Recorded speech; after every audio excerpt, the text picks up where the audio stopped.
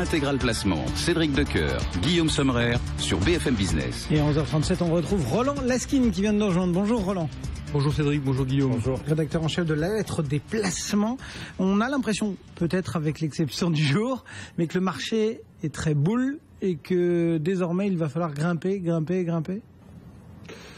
On est clairement sur un marché haussier. On a des indices. Hier, l'Allemagne, le DAX qui est en début de semaine, qui a dépassé les 10 000 points. On est au plus haut historique sur l'Allemagne, au plus haut toujours sur les États-Unis, avec les indices Dow Jones et S&P 500. En France, on est proche des 4006. On est clairement. Ouais, mais enfin, si on le prend des dividendes réinvestis pour être comparable avec le DAX, on est aussi sur des plus hauts, avec un CAC dividende réinvesti qui flirte avec les 10 500 points. C'est probable. On a effectivement des marchés qui sont pratiquement au plus haut, qui sont au plus haut sur la plupart des marchés.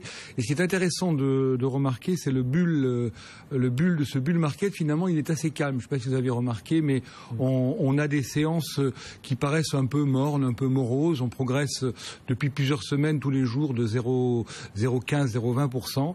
Et finalement, ça veut dire qu'on a un marché qui progresse avec force, avec puissance. Donc il n'y a pas d'excès. Et pour une fois, on a un bull qui n'est pas en train de foncer tête baissée à la hausse, et c'est plutôt rassurant, même si aujourd'hui on a une petite consolidation. On est vraiment sur un marché haussier. Qu'est-ce qui explique justement cette forte tendance haussière ?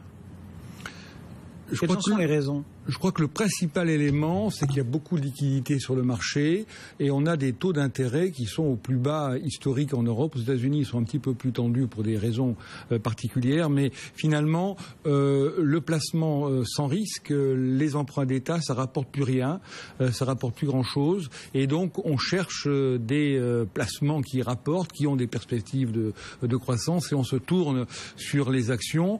Et cette tendance à bénéficier des fortes liquidités sur le marché. Elle a été fortement renforcée la semaine dernière par l'action de la BCE. C'est-à-dire qu'on a les trois plus grandes banques centrales du monde, le Japon, États-Unis, Europe, qui ont vraiment une politique très proactive de baisse des taux, de taux négatifs pour les dépôts bancaires en France et d'intervention directe sur les marchés, même si en Europe c'est un peu plus discret.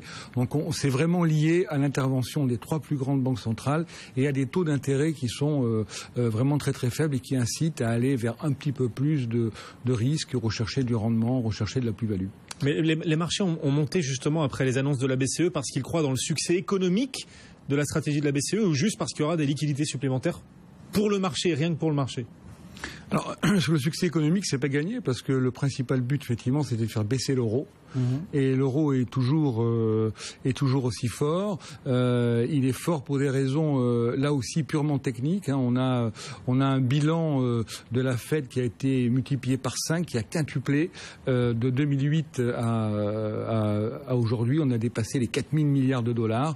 Et ça veut dire le total du bilan de banque centrale, finalement, c'est significatif du nombre de monnaies qui est en circulation. Donc on a de plus en plus de dollars qui circulent. Et à l'opposé, la BCE, elle a diminué son bilan de 1 000 milliards en 18 mois. Donc en fait, même si on a moins de croissance, on a vraiment confiance dans l'euro qui est une monnaie rare, maîtrisée et donc... Finalement, vous partagez pas mal l'analyse qu'avait faite presque à chaud Jean-Louis Cussac chez nous en disant on a entendu partout sur cette BCE, c'est bon pour les marchés, mais nulle part c'est bon pour l'économie. Ça peut pas faire de mal, mais en tout cas, pour l'instant, l'impact, il est pas encore visible. En revanche, sur les marchés, clairement, et c'est vraiment le dernier signal qui nous manquait pour avoir un marché haussier. Et là, on est dedans, même si aujourd'hui, on a quelques prises de bénéfices. Vous le dites, le marché est très haussier. Et pourtant, on a quand même quelques discordances, quelques bémols, notamment celui de cette Banque mondiale qui revoit à la baisse ses prévisions de croissance. Est-ce que là, il y a un danger, une contradiction, un risque? Il y a peut-être une contradiction. Effectivement, le fait que l'économie progresse très lentement. C'est ça qui a incité la BCE à mettre en place ces politiques de soutien de la croissance. Donc en fait, on a effectivement là des révisions de la croissance mondiale qui ont été revues à la baisse à 2,8 par la Banque mondiale. C'est pas un effondrement de la croissance. On pense qu'il y a des raisons climatiques aux États-Unis. On espère toujours qu'il y ait une reprise au second semestre. Pour l'instant, en tout cas, c'est vrai que cette faible croissance, paradoxalement, c'est un des moteurs de la hausse. Il faut faire attention parce que effectivement, on a des progressions de bénéfices qui sont pas tout à fait au rendez-vous. On a vu sur le premier trimestre que même les chiffres d'affaires des sociétés en Europe étaient légèrement en baisse, des progressions de bénéfices assez faibles. Donc il ne faut pas non plus qu'on arrive dans un corner avec un marché qui est très excité pour des raisons techniques et finalement l'économie qui ne suit pas. Pour l'instant, on est toujours dans une anticipation de progression régulière de l'activité et ça finalement c'est finalement assez bon pour les marchés. Et du coup, pour aller un peu plus loin dans la perspective, on va essayer de la chiffrer cette perspective. 4006 sur le CAC, 10005 si on le regarde en dividendes réinvestis, 10 000 sur le DAX, vous l'avez rappelé, 2000 sur le Standard & Poor's 500. La hausse, elle va se poursuivre et elle va se poursuivre quoi, jusqu'où ?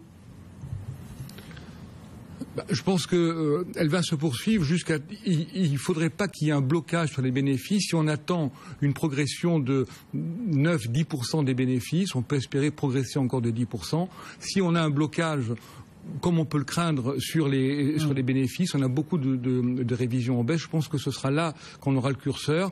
Les liquidités sont là, les taux sont très faibles, tout le monde a envie d'aller sur les actions, sauf si demain on a des bénéfices qui ne suivent pas. Donc peut-être, je ne sais pas si on peut monter. Coup d'œil vraiment focus à mettre sur les entreprises, quoi. Voilà, je pense que ce sera vraiment le curseur à suivre, les semestriels cet été, et probablement qu'au-delà de 10% de hausse, là on commencerait à être en excès justement par rapport aux bénéfices. Merci beaucoup Roland Laskin pour la lettre déplacement. Vous restez avec nous Roland et on répond tout à l'heure avec vous aux questions de nos auditeurs. Et le CAC